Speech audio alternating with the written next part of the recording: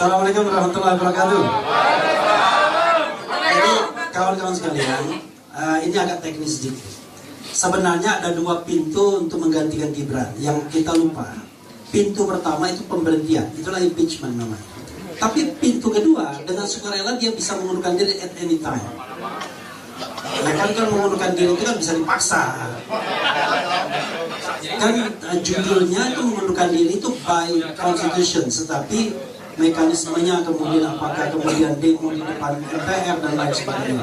Karena saya ingin mewadahi apa yang disampaikan tadi bahwa sebuah lobby sudah menyampaikan surat ke MPR, DPD dan lain sebagainya. Nah itu dianggap upaya untuk membuat Gibran mengundurkan diri. Mudah-mudahan begitu. Ya. Kalau kita bicara pintu pemberhentian ya memang harus DPR, mau tidak mau. Jadi kawan-kawan semua, ibu-ibu dan bapak sekalian, ada 3 pintu besar untuk pemberhentian. 1, pelanggaran hukum berat berupa pengkhianatan terhadap negara, suap, korupsi, tindak pidana berat lainnya. Yang kedua, perbuatan tercela, dan yang ketiga tidak lagi memenuhi syarat sebagai presiden dan atau wakil presiden. Dalam observasi saya, mudah-mudahan saya tidak keliru, Gibran mudah-mudahan memenuhi 6 pintu ini. 6.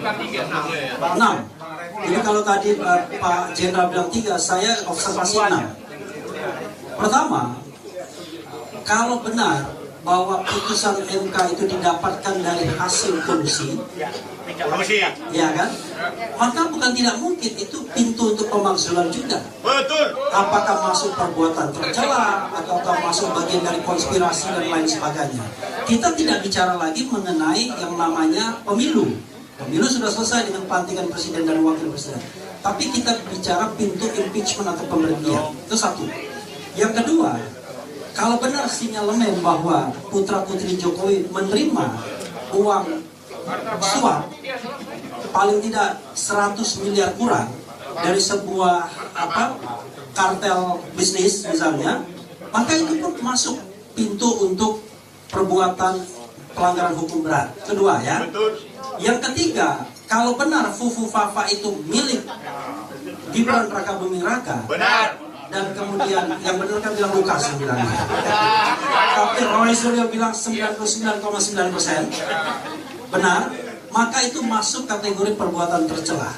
Kenapa perbuatan tercelanya? Dulu dan sekarang. Dulu karena kontennya, sekarang karena sebagai wakil presiden dia tidak pernah mengakui itu.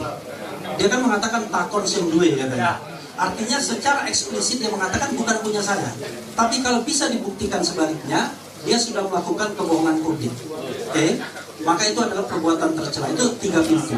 Pintu berikutnya adalah syarat presiden itu adalah mampu secara jasmani dan rohani untuk menjadi presiden dan atau wakil presiden. Kalau kita bisa melihat bahwa ini orang sesungguhnya tidak mampu, terutama secara rohani, non fisik sifatnya, maka itu pun sebenarnya kita bisa mengatakan dia eligible untuk impeachment. Oke. Berikutnya lagi adalah soal yang terkait dengan 2 terakhir ya, sudah 4 saya sebutkan. Soal ijazah.